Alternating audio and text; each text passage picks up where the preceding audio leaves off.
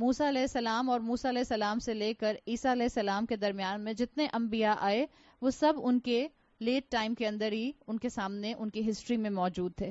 ایک صحابی نے ایک مرتبہ رسول اللہ صلی اللہ علیہ وسلم سے پوچھا من انتا، آپ کون ہیں؟ آپ صلی اللہ علیہ وسلم نے جواب دیا انا نبیٌ، میں نبی ہوں. پھر ان صحابی نے سوال کیا نبی کیا ہوتا ہے؟ یعنی آپ دیکھ لیں کہ بیسک ٹرمینالوجی بھی ان کے اندر سے آہستہ آہستہ ختم ہو چکی تھی. آپ صلی اللہ علیہ وسلم نے جواب دیا ارسلنی اللہ، مجھے اللہ نے اپوائنٹ کیا ہے، مجھے اللہ نے بھیجا ہے. اسی لیے یہاں پر اسکالرز کہتے ہیں کہ یہاں آیا ہے لِتُنذِرَ قَوْمًا مَا أُنذِرَ آبَاؤُهُمْ، آپ صلی اللہ علیہ وسلم کو ایک ایسی قوم کی طرف اپوائنٹ کیا گیا جس کے آبا کو ایک عرصے سے، ایک لمبے عرصے سے کوئی انذار کرنے والا نہیں آیا تھا. اس قوم کے اندر ابراہیم علیہ السلام کے جو عبادات کے پہلو تھے جیسے طواف ہے یا حج ہے یا صدقہ ہے، ان سب کے شریعتوں کے، کیونکہ شریعتیں سب ایک ہی تھیں، آپ کو کل بتائی تھی بات کہ وقت کے ساتھ ساتھ شریعتوں کے اندر ایوولوشن ہوا ہے. جیسے جیسے لوگوں کی ضروریات بدلی، جیسے جیسے معاشرے نے ڈائریکشن لی، اس کے حساب سے اللہ تعالیٰ نے اپنے انبیاء اور رسولوں کو شرعیہ احکامات دیے. تو یہ جو ابراہیم علیہ السلام کی اینسیسٹری تھی، اسماعیل علیہ السلام کی اولاد، یہ عرب نیشن، ان کے اندر احکامات کے سمجھ لیجئے باقیات باقی رہ گئے تھے. حج کیا کرتے تھے لیکن حج کا انداز ان کا بہت زیادہ ابراہیم علیہ السلام کے انداز سے بگڑ گیا تھا. طواف کرتے تھے برہنہ، نیکڈ طواف کیا کرتے تھے. حج کے اندر انہوں نے بہت سی بدعات شامل کر لی تھی. اپنے گھروں کی، جب ایک دفعہ حج کے لیے نکل جاتے تھے تو گھر کے دروازے سے اپنے گھر میں داخل نہیں ہوا کرتے تھے، پیچھے بیک ڈور سے یا کھڑکیوں سے گھروں کے اندر آتے تھے. قرآن نے ان کی اس بدعت کو واضح کیا ہے. یہ ہوتا ہے ہر معاشرے میں. جس معاشرے میں وحی کی تعلیم عام نہ ہو وہاں پر وحی کی تعلیم کے صرف باقیات باقی رہ جاتے ہیں اور بدعات اس کا جگہ لے لیتی ہیں. آج جس طرح سے آپ کے معاشرے میں جب سنتوں کو زندہ کرنے کی بات کی جاتی ہے اور معاشرے میں اولاد سنتوں پر عمل کرنا شروع کرتی ہے، یا گھر کے بڑے جو ہیں وہ سنت کو نہیں سمجھ پا رہے ہوتے، ایک رواجی دین کو، ایک کلچرل دین کو اپنائے بیٹھے ہوئے ہوتے ہیں، تو لوگ کہتے ہیں تم نے نیا دین ایجاد کر لیا ہے، یہ تم دین میں نئی نئی باتیں کرنے لگ گئی ہو، اب تم نے دین کو اپنے حساب سے مولڈ کر لیا ہے. حالانکہ جو سنتوں کو زندہ کرتے ہوئے معاشرے میں out of the wind, against the wind جا رہے ہوتے ہیں، وہ نئی بات نہیں کر رہے ہوتے، وہ تو کئی ہزار سال پرانی باتوں کو زندہ کر رہے ہوتے ہیں. معاشرے کے ایگزسٹنگ لوگوں میں وہ سنتیں ختم ہو چکی ہوتی ہیں، لوگ ان کو بھول چکے ہوتے ہیں، ان کے اوپر غفلت کی مٹی آ گئی ہوتی ہے. اس وجہ سے ان کو لگتا ہے کہ یہ کون سا نیا دین ہے. جب اوتھینٹک علم، اوتھینٹک روایات بھلا دی جاتی ہیں تو ان کی جگہ کون لے لیتا ہے؟ بدعات ان کی جگہ لے لیتی ہیں. جب آپ عبد بننا پسند نہیں کیا تو پھر چھوٹے چھوٹے چنکس کے اندر پارشل بندگی کو عابد بن کر ہم نے کمپنسیٹ کرنا شروع کر دیا. ہر رات کس سے تہجد پڑی جائے گی؟ کون اپنی نیند توڑ کر اٹھے گا؟ سو 2-4 راتیں اپوائنٹ کر لو جس کے اندر آپ پوری رات جاگ جاؤ، سو وہ آپ کے پورے سال کی عبادت کے ایکولنٹ ہو جائے گا. دس از دا ریپلیسمنٹ آف بدعت انسٹیڈ آف سنت. 15 شعبان کی رات میں جاگ کر پوری رات عبادت کر لیں، اپنی طرف سے اس کو ایک تیسری عید بنا لیں، جبکہ اللہ کے رسول صلی اللہ علیہ وسلم کی طرف سے 2 عیدیں آپ کو دی گئی تھیں. ربیع الاول کو بھی ایک عید بنا لیجئے، اس کو بنا دیا مردوں کی عید جو کہ اللہ اور اللہ کے رسول نے نہیں دی تھی 15 شعبان کو، اور 12 ربیع الاول کو بنا دیا جشن عید میلاد النبی جو کہ اللہ کے رسول صلی اللہ علیہ وسلم نے آپ کو عید نہیں دی تھی. جب انسان اپنی زندگی میں ڈیلی بیسس پر سنتوں پر امپلیمنٹیشن کو چھوڑ دیتے ہیں، تبھی انسان اپنی انٹرنل سیٹسفیکشن کے لیے اس طرح کی پارشل عبادت اور پارشل بندگی کو اپنی زندگی کا حصہ بنا لیتے ہیں تاکہ اپنی روح کو کسی طرح سے تسلی دے سکیں، اپنے ضمیر کو سیٹسفائی کر سکیں. وہ جو ایک اندر اللہ نے فطرت رکھی ہے جس کو آپ انٹرنل کمپس کہتے ہیں، اس انٹرنل کمپس کو معلوم ہے کہ آپ کا ایک اللہ ہے اور آپ کو کانسٹنٹلی اس کی عبادت کرنی ہے. لیکن جب اس کو آپ مار مار کر سلاتے ہیں تو اس کو آپ ایسے مار کر سلاتے ہیں کہ ایک رات جاگ لو، ہر رات جاگنے کی کیا ضرورت ہے. اور پھر کانسیپٹ اتنے اسٹرانگ ہو گئے کہ جیسے ہر رات تو اللہ تعالیٰ آئیں گے نہیں پہلے آسمان دنیا پر، حالانکہ صحیح احادیث موجود ہیں.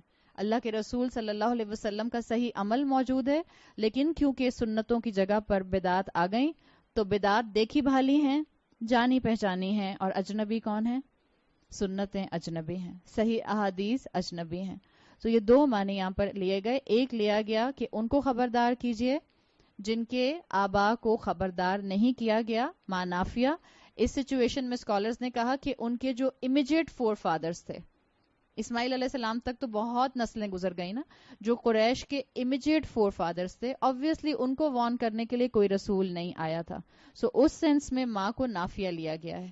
اور دوسرا انٹرپریٹیشن اس ماں کا یہ کیا جاتا ہے کہ اسکالرز اس کو مصدریہ لیتے ہیں، یعنی آپ اس کو اسم لیتے ہیں اور اس کو لیتے ہیں الذی کی ریپلیسمنٹ میں. ان کو خبردار کیجئے تاکہ ان کو خبردار آپ کریں جن کے آبا کو خبردار کیا گیا، فہم غافلون، مگر وہ غافل رہ گئے. اور اگر آپ اس اینگل سے ماں کو اسم لے کر اس کا ترجمہ کریں گے کہ جن کے آبا کو خبردار کیا گیا، تو پھر آبا کہاں تک جائیں گے؟ اسماعیل علیہ السلام تک، بیکاز فیملی ٹری تو وہی بن رہا ہے نا. سو دونوں طرح سے آپ کو اس کا ٹرانسلیشن ملتا ہے. کبھی آپ کو کسی ترجمے میں اس کا ترجمہ نہیں لکھا ہوا ملے، یا کبھی آپ کو اس کا ترجمہ جن کے لکھا ہوا ملے، جن کے آبا خبردار کیے گئے. تو پلیز اسکالرز کی ادب اور احترام کے اندر یہ کبھی مت کہیں اپنے کم علم کی وجہ سے کہ اس میں ترجمے کی غلطی ہے. ہمارے علم کی غلطی ہوتی ہے، ہمارے علم کی کمزوری ہوتی ہے. ہم اسکالرز کے علم کے اوپر اتنی آسانی سے انگلی نہیں اٹھا سکتے. دونوں طرح سے اس کو لیا گیا ہے کہ یہ قوم جو تھی اس کو کرنٹ پچھلے ہی فور فادرز میں خبردار نہیں کیا گیا، بہت پہلے اسماعیل علیہ السلام کے زمانے میں ان کو خبردار کیا گیا تھا. تو اب سوال یہاں پر یہ آتا ہے کہ اللہ تعالیٰ جب ان کو امیجیٹ فور فادر میں خبردار نہیں کیا گیا اور اسماعیل علیہ السلام کو گزرے ہوئے کئی سال گزر گئے، تو اللہ تعالیٰ ان کو غافل کیوں کہہ رہے ہیں؟ ایک سوال آتا ہے. آج مسلمان کہتے ہیں کہ ہمیں جب آبلیگیشنز کا معلوم ہی نہیں ہے دین کی، یا اگر ہم شریعت کا علم رکھتے ہی نہیں ہیں تو پھر ہماری پکڑ کیوں ہوگی؟ اور اسی وجہ سے بعض لوگ علم حاصل نہیں کرنا چاہتے. بعض لوگوں کو آپ اچھی بات بتانے کی کوشش کرتے ہیں تو وہ کہتے ہیں پلیز ہمیں نہیں بتاؤ. کیوں؟ پتہ چل گیا تو عمل کرنا پڑے گا. سو یہ کانسیپٹ کیا ہے؟ پھر یہاں پر سوال اٹھتا ہے کہ اچھا اللہ تعالیٰ نے خود ہی کہہ دیا کہ ان کے آبا کو خبردار نہیں کیا گیا، اور اگر کیا بھی گیا تو بہت پرانی بات ہے، اسماعیل علیہ السلام کے دور کی بات ہے. تو پھر اللہ تعالیٰ ان کو غافل کیوں کہہ رہے ہیں؟ What is the definition of غافل؟ فہم غافلون آیا ہے. غافل ہوتا ہے ہیڈ لیس انسان جس کے پاس کوئی کلو نہ ہو. یہ تو اس کی بیسک ڈیفینیشن آپ کو معلوم ہے. اگر آپ عربی زبان میں اس کی ان ڈیپتھ ڈیفینیشن دیکھیں تو غافل کہتے ہیں اس انسان کو جو اہم چیز کو اگنور کر کے بہت معمولی چیزوں کے پیچھے اپنے وقت کو ضائع کرتا رہے، وہ غافل ہے. اگر اس ڈیفینیشن میں عربی زبان کی ہم غفلت کو کنسیڈر کریں تو کیا بہت سے مسلمان غفلت کا شکار نہیں ہیں؟ اہم چیز کو بیک برنر پر ڈال کر یوز لیس چیزوں کے اندر وقت لگانے والے. اس کو یوں بھی کہا جا سکتا ہے ہابیز کے طور پر ان اعمال کو اپنانے والے کہ جو یوز لیس کی کیٹیگری میں آتے ہیں. مثال کے طور پہ اکثر خواتین یہ سوال کرتی ہیں مارننگ شوز دیکھ سکتے ہیں، ڈرامے دیکھ سکتے ہیں، موویز دیکھنا گناہ ہے؟ یہ سوال ایسے آتا ہے موویز دیکھیں گے تو حرام ہے. یاد رکھیے دین میں ہر چیز حلال اور حرام کی کیٹیگری میں نہیں ہے. This is a very beautiful دین. حلال حرام ہر چیز پہ اللہ تعالیٰ لگا دیتے تو پھر تقوی کا امتحان کیسے لیا جاتا؟ جہاں حلال اور حرام ہے وہ بلیک اینڈ وائٹ ہے. اور بعض چیزیں اللہ تعالیٰ نے لغو میں رکھی ہیں. لغو کہتے ہیں یوز لیس ایکٹیویٹیز. لغو چیزوں میں انوالو ہونے سے انسان الٹیمیٹلی گناہ کا شکار ہو جاتا ہے. لغو چیزوں کے اندر ہاتھ ڈالنے سے انسان الٹیمیٹلی اللہ سے دور ہونا شروع ہو جاتا ہے. ہو سکتا ہے کوئی چیز پہلی مرتبہ میں گناہ نہ ہو، but if that thing will become a lifestyle then it will become a sin. یہ اکثر ہوتا ہے.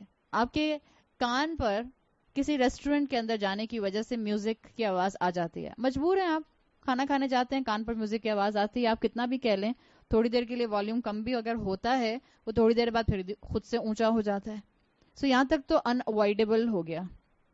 لیکن اپنے فون میں میوزک پلیئر خود آن کر کے، آئی ٹیونز خود آن کر کے، ہیڈ فون لگا کر میوزک سنتی ہوں، اینڈ اٹس مائی ہیبٹ.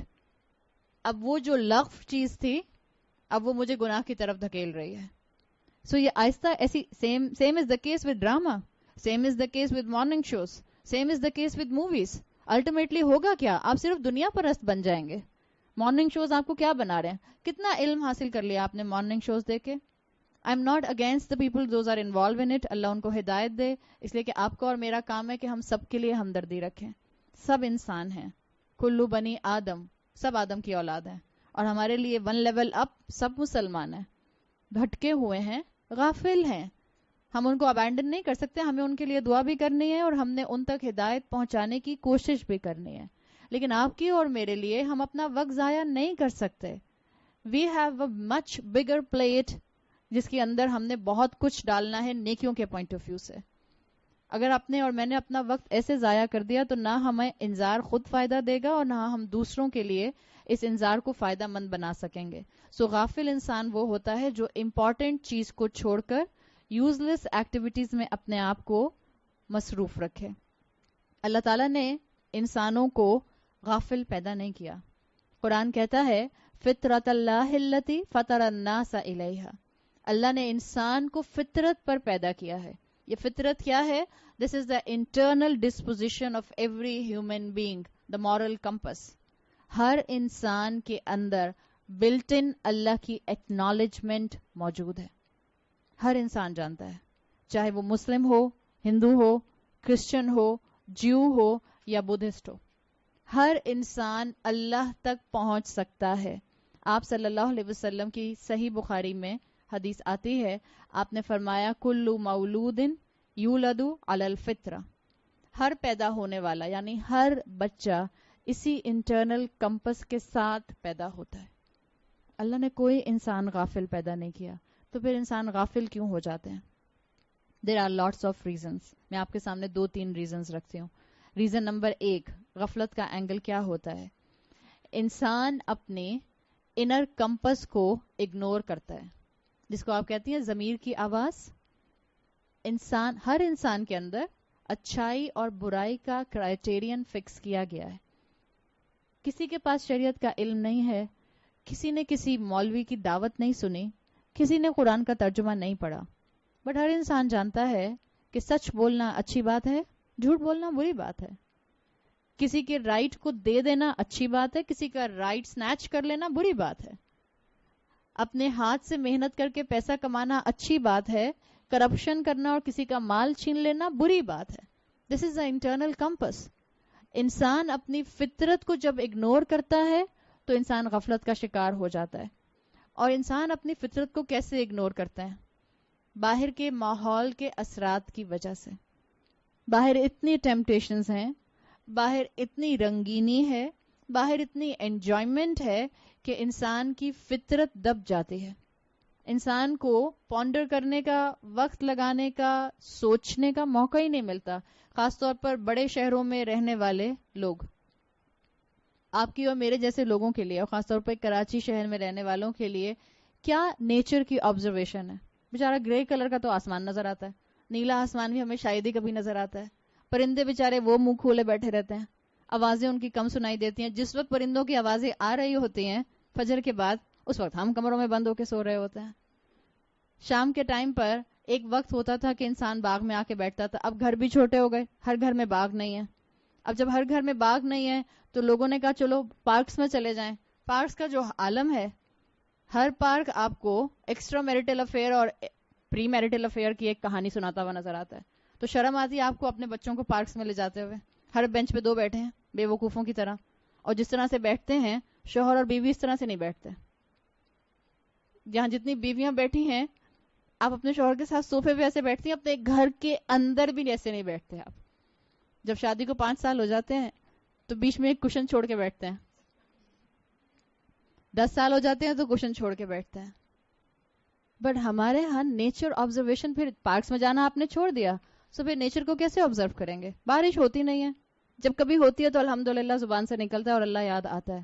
سو بڑے شہروں میں رہنے والوں کے لیے نیچر کو آبزرو کرنا ویسے ہی کم ہو جاتا ہے.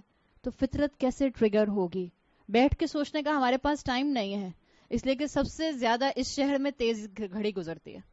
آپ آبزرو کر کے دیکھ لیں، پاکستان کے کسی بھی شہر میں چلی جائیں، باقی دنیا کی بات نہیں کر رہی اس لیے کہ باقی دنیا میں اور بھی ایسے شہر ہیں جو کراچی کی طرح تیز چلتے ہیں، بٹ اگر آپ پاکستان میں پنجاب میں چلی جائیں، آپ خیبر پختونخوا میں چلی جائیں، آپ بلوچستان میں چلی جائیں، اسلام آباد میں تو لگتا ہے ٹائم گزرتا ہی نہیں ہے. مجھے نہیں پتا آپ لوگوں کا، مگر مجھے تو ایسے ہی لگتا ہے. لاہور میں بھی لگتا ہے ٹائم گزرتا ہی نہیں ہے، بٹ کراچی میں گھڑی بہت تیز گزرتی ہے. سو جب نیچر نہیں ہے اور بیٹھ کر سوچنے کا ٹائم نہیں ہے، ایک کے بعد ایک ہسل اور بسل ہے، تو پھر انٹرنل کمپس کی آواز کیسے آئے گی؟ فطرت کو کیسے سنیں گے؟ فطرت کو سننے کے لیے خاموشی چاہیے ہوتی ہے، سکون چاہیے ہوتا ہے، دل کی خاموشی، ذہن کی خاموشی چاہیے ہوتی ہے. اور ہم اگر زبانوں سے خاموش ہوتے بھی ہیں سو کانسٹنٹلی ہمارے فون بجتے رہتے ہیں، کانسٹنٹلی ہماری مصروفیت رہتی ہے. سو ہمارے پاس ایئر میں کانسٹنٹلی غفلت کا ماحول ہے، ڈسٹریکشنز ہیں.